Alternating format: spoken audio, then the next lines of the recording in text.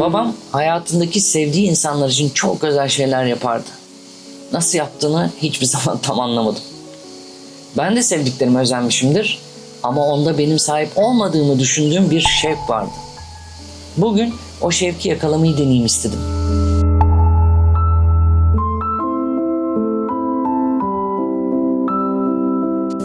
Bu Levent. Onu tanıyalı herhalde bir 9-10 yıl olmuştur. Benim nazarımda kedi gibi bir adamdır. Kendi prensipleri, espri anlayışı ve bir duruşu vardır. Üstelik veteriner olması da cabası. Bir kedi kadar umursamaz görünebilir ama aynı zamanda bir kedi kadar eğlencelidir.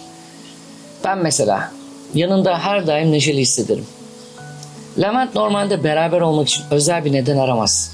Sofradaysak özel şeyler olsun beklentisi de yoktur. Bir an paylaşalım, an olsun yeter. Ama bugün farklı ve kendimce özel bir şey yapmak istedim. Çünkü geçen hafta onun yaş günüydü. Ama daha önemlisi bazı insanlar sadece varlıklarıyla bile bir şey veriyor insana. Haliyle sen de onlara karşılık verme şevkiyle doluyorsun. Ki sadece Levent de değil, bugün bu masayı paylaştığımız Ali de, Çağatay da varlıklarıyla çok değerli arkadaşlarım. Bu arada tiramisu teklifi de Hülya'dan geldi. Pastasız doğum günü mü olur?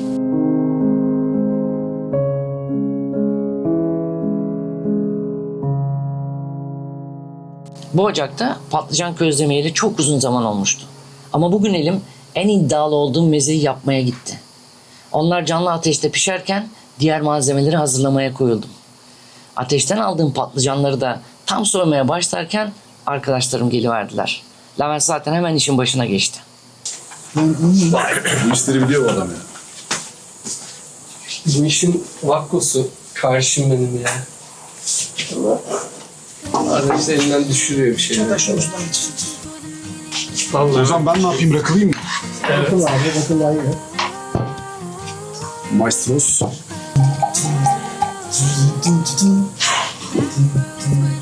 Bana kızlık istiyor musun?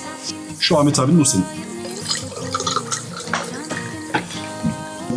Gelmedi. Bana kızlık. Bu salatayı Levent'e bırakacaksın. Bak iş. Gel. Getir bana geliriz. Bu salatanın Ben- vakkosu Levent. Epeydir şey yapıyordum. Yani burada işte Aliler gelsin. Hatta hani kışın şey gidiyorlar ya, Burak'a gidiyorsunuz falan, bahçe gibi. Hep burada onu hayal ettim, burada da yapalım falan filan diye. Bugüne kısmet oldu. Güzel. Teşekkür ederiz abi. Bizimkiler haberi yok. Bir hoş geldiniz yapalım. Hoş bulduk. İyi ki doğdun. Masanız hayırlı olsun. İyi ki doğdun sen de. Teşekkür ederim. Sağ olasın. Sizler için doğdum ben arkadaşlar. Hangi yılda hatırlamıyorum ama yılbaşından birkaç gün önceydi. Çünkü o akşam babam elinde 2 tane küfeyle geldi. 2 çuval kestane ve biraz narla. Cebinden jelatin ve kurdeleler sarkıyordu. Yemekten sonra kolları sıvadı. Küfelerin içine kestaneleri doldurdu. Üstüne narları dizdi. Sonra en tepeye şişeleri yatırdı. Jelatin marifetiyle de küfeleri şöyle bir sardı. Şişelerin üstünden o jelatini bir boğdu ve şık bir kurdeleyle paketlerini tamamladı. Tam bir yılbaşı hediyesi gibi duruyorlardı. Masa başına geçip küfelere iliştirecek notları yazmaya koyuldu. Ama herhalde bu birkaç saat sürmüştür. Yani küfelerin hazırlanmasından çok daha uzun sürdü, onu hatırlıyorum.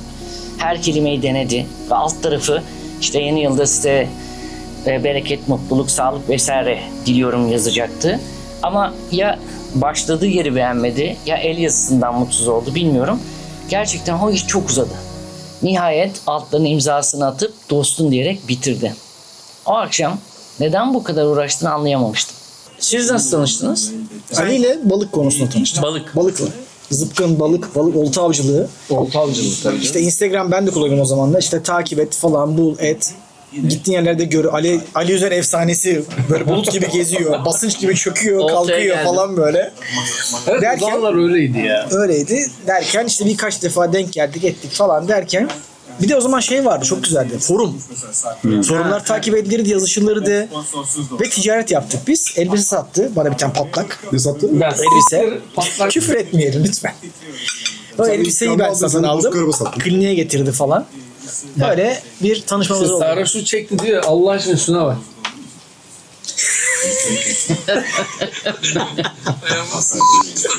Öyle mi? Hayır bak faydası 2 tane gidiyor ya. Sen kendine bakarsın. Sen kendine arabası çok kılmıyorsun. Böyle şöyle gidiyoruz. Babamın arkadaşlık üzerine hep anlattığı bir şeyler vardı. Mesela senden 2 gömlek üstün arkadaşların olsun. Çünkü iyi arkadaş seni yukarı çeker. Tam tersine kötü arkadaşlar seni serseri yapar derdi. Veya bir arkadaşın senden borç istiyorsa mutlaka ver. Eğer geri ödemiyorsa o kadarlık bir arkadaştır. Ama sen sakın kimsenin o kadarlık arkadaşı olma. Borcuna sadık kal derdi. En çok da şunu tekrarlardı. Ömrünün büyük bir bölümünü geride bıraktığında kaç arkadaşım kalmış diye hesaplarsan göreceksin ki bu 2-3 kişiyi geçmeyecek. Sen de başkalarının o 2-3 kişilik arkadaş kontenjanında mutlaka ol derdi. Ara, sor, onları yalnız bırakma. Hadi biz de nerede Çağatay'la Aytaç ilk Kerbas'ta. şeydi. Gökova koşusundaydı. Şimdi ben Çağatay'la da şöyle O tanıştım. soğuk olandı. Evet. Kesinlikle. çok Turgut Reis'te Yeni yani aslında. Çok yeni. Tabii. 2023. 23. Çağatay'da yani Turgut Reis'te ben görüyorum bir tip var. Atletli koşuyor, kafa yamuk. Böyle tın tın tın tın tın tın gidiyor. Ben elimi kaldırıyorum. İşte dayılara kaldırıyorum. Herkese kaldırırım. Ben selam veririm. Sabah Oligark severim değil yani. mi? Rus oligark. Bu adam böyle yapıyorum. Elim kaldırıyorum. 1, 2, 3 cevap vermiyor. Fırt fırt koşuyor. Ben Geçiyor. öyle değildir. Onun ne alakası var ya? Okey. Peki dedim. Sıkıntı yok. Ben devam ettim. Hiç vazgeçmedim. Sonrasında bir gün böyle etti. Elini kaldırdı ama sohbet muhabbet hiçbir şey yok. Şimdi Gökova yarışına gittik. Sabahın körü böyle buz gibi hava, biz böyle götümüz donuyor, titriyoruz. İşte Ecem var, benim asistan Ozan var, Ali var. Sinemler var. Sinem ekipleri var tabii, Sinem var falan. Ondan sonra biz otelden çıktık. Sabahın körü. Hafif yokuş böyle start alanına gidiyoruz. Zaten 300-500 metre, 300 metre falan. Baktım yine aynı yamuk kafa ve tın tın tın tın böyle kendi çapında bir şeyler yapıyor. Böyle ayağını kaldırıyor, bacağını indiriyor. Bir de uzun ve dengesiz ya, inkordine yani. Öyle kol bir yere gidiyor, bacak bir yere gidiyor. Ha dedim bu, ha dedim dalayarak. Neyse gittik, selamlaştık falan. Çok iyiydi ya. Orada samimi olduk. Yani bir Benim Gökova araba yarışında tam da samimi. start finish'teydi. Eşyaları bıraktı bilmem ne. İşte koştuk geldik sonra eşyaları aldı. Orada da yine bir hani Siz de diyalog koşudan oldu. tanıştınız. Tabii tabii. Aynı anda oradaydık abi hep beraber. Orada tanıştık. Ortak Levent sağ nokta olsun. benim üçgen- Levent laf üç kelime atmasaydı tanıyorum. ben şeydim. Cool, çok cool takılıyor. Fazla Yok be cool abi. ama yani. Ya ben böyle bir o ara çok ultra yalnız takıldığım bir dönemdi. Böyle evliliğe de böyle evlilik tarafını sorguladığım şey yaptığım bir dönemdi. Ondan sonra böyle şey yapıyordum. Bir yerlere kaçıyordum ve tek başıma kaçıyordum. Hiç kimseyle. Yani yakın arkadaşlarımı çağırmıyordum, kimseyi çağırmıyordum. Gidiyordum, bir yarış buluyordum, koşuyordum falan. Ben tek başıma takılmayı severim. Ondan sonra ama Levent sağ olsun o selam vermeseydi şey olmazdı. İyi ki de olmuş yani. Şimdi düşününce o yılbaşı arifesi gecesi, o narlar, küfeler, işte jelatinler vesaire, bütün bunların hepsi aslında babamın bize bugüne kadar arkadaşlık üzerine verdiği nasihatlerin bir cismiydi. Asıl anlattığı bunu bir görev olarak değil de hevesle yapmakla alakalı bir şeydi. Zira arkadaşlıklar bir görev meselesi değildir. Bir heves ve şevk meselesidir. Bence babam o akşam arkadaşlarının hediyelerini aldığında yüzlerine oturacak gülümsemeyi hayal ederek bu kadar uğraş verdi. Bence çok güzeldi. Yaz kış hep şeyle olurduk bahçede.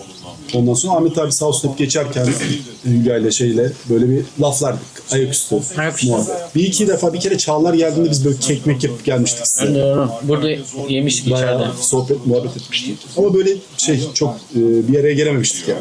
Mesela Ahmet abinin şeyi bende çok enteresandır abi. Bisiklet teşviği Ahmet abidendir bende. Ya, bisiklet hep bende bir noktada vardı.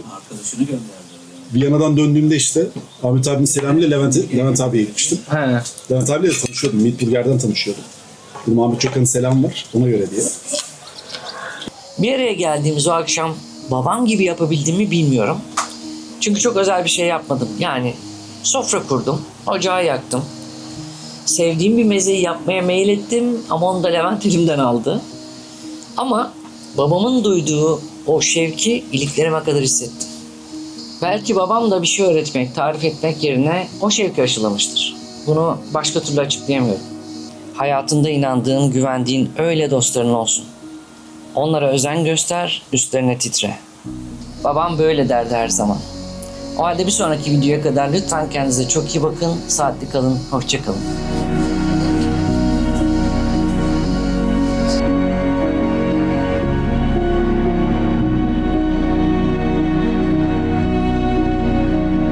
Seviyor bir de şey. Lan neyini seviyorsun? Salata işi. Beceremeyeceksiniz diye. Bu salatayı Levent'e bırakacaksın.